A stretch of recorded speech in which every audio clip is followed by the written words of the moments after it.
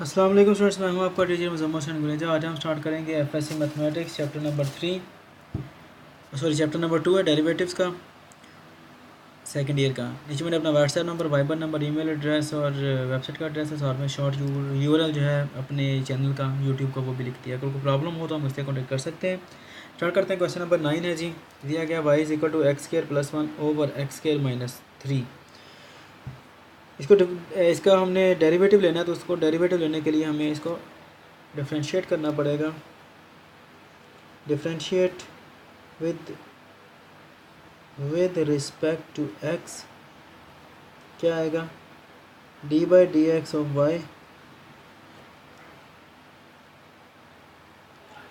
d/dx x² + 1 over x² - 3 आ जाएगा जी।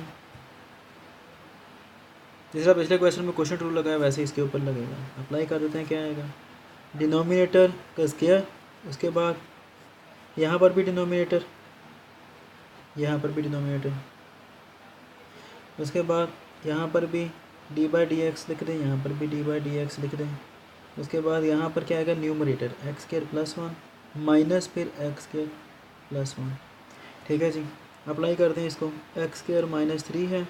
इसके ऊपर अब पिछले क्वेश्चन में हमने इसको अप्लाई किया। x² का डेरिवेटिव क्या होता है? 2x। क्योंकि पावर मल्टीप्लाई हो जाएगी, पावर में एक लेस, दो में से एक निकालेंगे एक।